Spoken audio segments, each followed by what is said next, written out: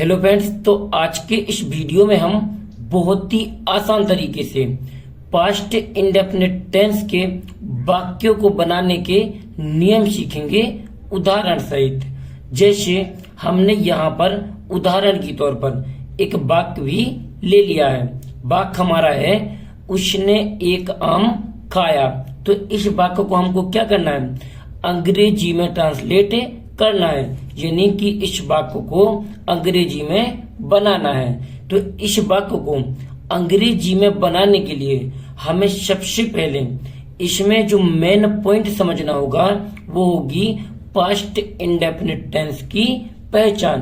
तो चलिए हम पहले पास्ट इंडेफिनिट टेंस की पहचान को समझ लेते हैं। तो यहाँ पर हम डाल लेते हैं पहचान। यहाँ पर हमने डाल लिया पहचान। सबसे पहले हमने क्या डाल लिया, पहचान। क्योंकि हम ये कैसे पहचानेंगे कि जो हमारा यहाँ पर ये वाक्य लिखा है वो पास्ट इंडेफिनिट टेंस का ही लिखा है। जैसे यहाँ पर तो ऊपर लिखा मिल रहा है कि पास्ट इंडेफिनिट टेंस, लेकिन जब कहीं पर भी हमको एग्जाम में ये क्वेश्चन यानी कि ये वाक्य दिया जाएगा तो वहां पर ये तो नहीं लिख के देगा कि जो हमें वाक्य दिया है वो पास्ट इंडेफिनिट टेंस से दिया गया है। और जब तक हम वाक्य को देखकर उसकी टेंस की पहचान नहीं कर पाएंगे तब तक हम उसे सही अंग्रेजी में अनुवाद नहीं कर पाएंगे।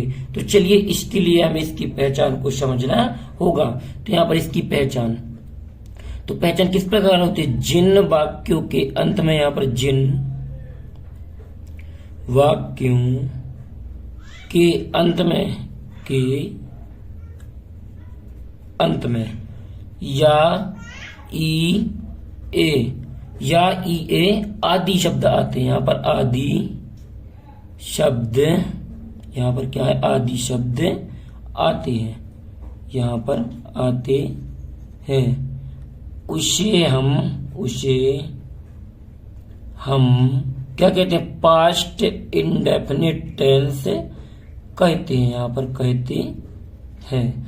एक बार और समझ लीजिए, जिन वाक्यों के अंत में या ई ए आदि शब्द आते हैं उसे हम पास्ट इंडेफिनिट टेंस कहते हैं। हम आपको एक शॉर्ट फॉर्म और बता देते हैं। जब भी जिन भी वाक्यों को आपको पढ़कर ये पता चले कि ये काम क्या है, हो गया है, तो उसको क्या होता है, वहां पर पास्ट इंडेफिनिट टेंस ही होता है। जैसे हमारा वाक्य क्या है, उसने एक आम खाया, यानी कि खा चुका है। तो इसीलिए हमको ये पता चल जाएगा कि जो हमारा वाक्य है वो पास्ट इंडेफिनिट टेंस से लिया गया है।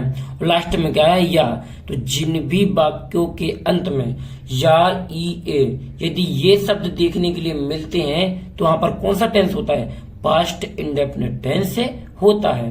तो चलिए हमारा यहाँ तक पहचान क्या होगी, इसकी क्लियर होगी। अब हमको क्या करना है, इस वाक्य को अंग्रेजी में अनुवाद करना है। तो इसको अनुवाद करने के लिए चाहे तो हम ऐसे भी कर सकते हैं, लेकिन हम आपको एक सरल तरीका बता देते हैं, यानी इसका फॉर्मूला बता देते हैं, जिसकी मदद से आप इसे बिल्कुल आसानी से अंग्रेजी में अनुवाद कर पाओगे और कभी भी नहीं भूलोगे। तो यहाँ पर देख लेते हैं फॉर्मूला। यहाँ पर हमने डाल लिया फॉर्मूला। यहाँ पर क्या देख लेते हैं, फॉर्मूला देख लेते हैं।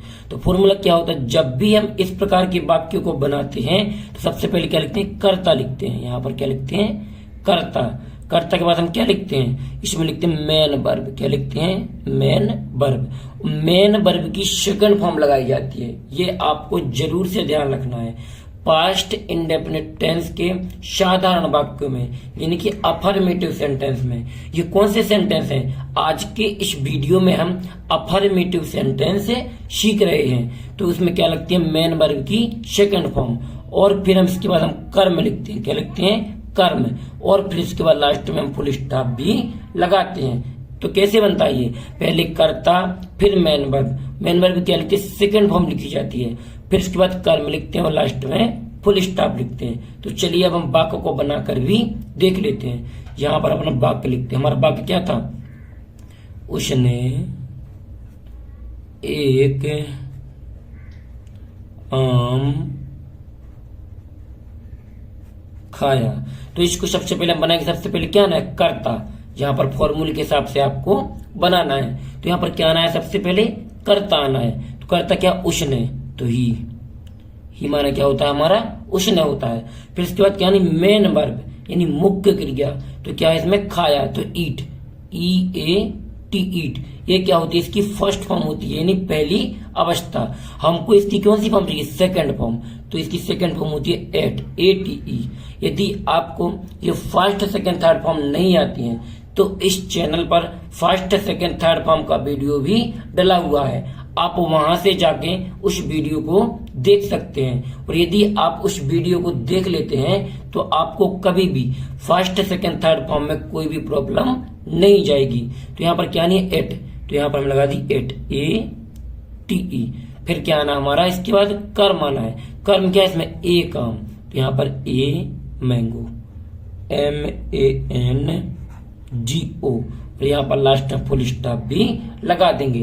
तो किस तरीके से बना है, उसने एक आम खाया, यानी कि ही एट ए मैंगो। अब चलिए हम आपको एक और वाक्य बनाकर भी दिखा देते हैं। यहाँ पर हम एक वाक्य ले लेते हैं। यहाँ पर वाक्य, श्याम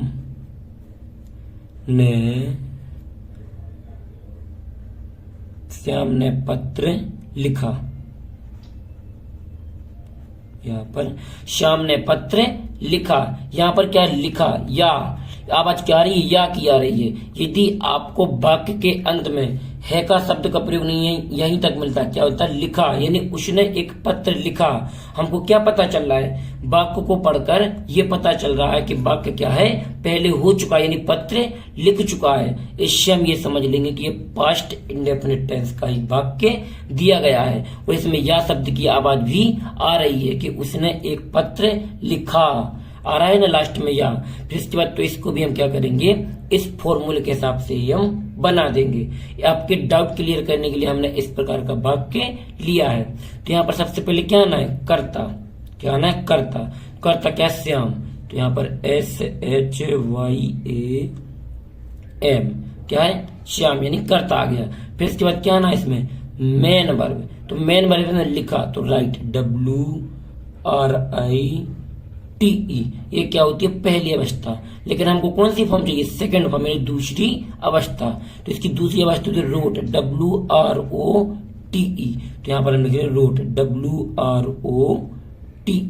फिर इसके बाद लिखना कर्म, तो कर्म क्या, पत्र, तो लेटर, LETTER, और यहाँ पर लास्ट में फुल स्टॉप। तो किस तरीके से बना, श्याम रोट लेटर, यानी श्याम ने पत्र लिखा। अब चलिए, अभी भी आपको इस वीडियो को छोड़कर नहीं जाना है।